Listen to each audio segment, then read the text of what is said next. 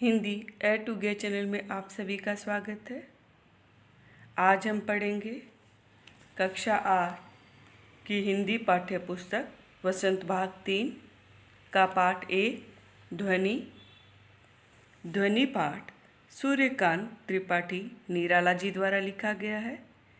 निराला जी का जन्म 1897 ईस्वी में बंगाल के महिषादल राज्य में मेदिनीपुर नामक गांव में हुआ था। इन्होंने बंगला, संस्कृत और अंग्रेजी का अध्ययन घर पर ही किया था। साहित्य के अलावा दर्शन शास्त्र व संगीत में इनकी अधिक रुचि थी। ध्वनि कविता में कवि सूर्यकांत त्रिपाठी निराला जी ने प्रकृति का बहुत ही सुंदर और अद्भुत वर्णन किया है। इस कविता में कवि युवा पीढ़ी को आलस्य त्याग कर और एक नए उत्साह और जोश के साथ जीवन का आनंद लेने के लिए प्रेरित करती है। अभी न होगा मेरा अंत, अभी अभी ही तो आया है मेरे मन में मृदुल वसंत, अभी न होगा मेरा अंत। तो इसमें कवि आशावादी और सकारात्मक विचारों के साथ कहते हैं कि अभी उनका अंत नहीं होगा, क्योंकि कवि के जीवन में अभी अभी वसंत रूपी यौवन आया है। उनके जीवन में एक नई आशा, उत्साह का और एक नए जोश का संचार हुआ है, अतः अभी उनका अंत नहीं होगा।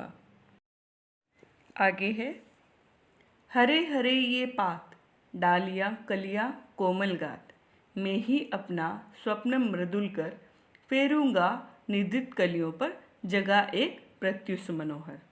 तो कवि कहते हैं कि वसंत ऋतु आने के कारण प्रकृति में चारों तरफ हरियाली छा गई है। पेड़ पौधों पर नए पत्ते और नई नई कलियां खिल गई हैं, अर्थात पेड़ पौधों का पूरा रूप नवीन हो गया है। और कवि अपने स्वप्नों से भरे कोमल हाथ को अलसाई कलियों पर फेर कर उन्हें सुबह का सूर्य दिखाना चाहते हैं। अर्थात कवि अपनी कविता के द्वारा आलस्य में डूबे हुए, निराश और हताशा से भरे हुए युवाओं को प्रेरित कर उनमें एक नया जोश और उत्साह भर देना चाहते हैं, ताकि वह नवीन सृजन कार्य कर सके और जीवन को आनंद से बिता सके। आगे है, पुष्प पुष्प से तंद्रालस, लालसा खींच लूँगा मैं, अपने नवजीवन का अमृत सहर्ष सींच दूंगा मैं। तो कवि यहाँ पर वसंत रूपी उम्मीद बनकर सोए अलसाए फूलों रूपी उदास लोगों से आलस और उदासी बाहर निकालने की बात कर रहे हैं। वो इन सभी लोगों को नया जीवन प्रदान करना चाहते हैं। इसलिए उन्होंने कहा है कि मैं प्रत्येक पुष्प से आलस और उदासी खींचकर उसमें नए जीवन का अमृत भर दूंगा। आगे है, द्वार दिखा दूंगा फिर उनको, है वे मेरे जहां अनंत, अभी न होगा मेरा अंत। तो कवि निराला जी कहते हैं कि मैं सोए हुए फूलों यानी निराश लोगों को जीवन जीने की कला सिखा दूंगा और उसके बाद वो कभी भी उदास नहीं होंगे और अपना जीवन आनंद और सुख से व्यतीत कर पाएंगे।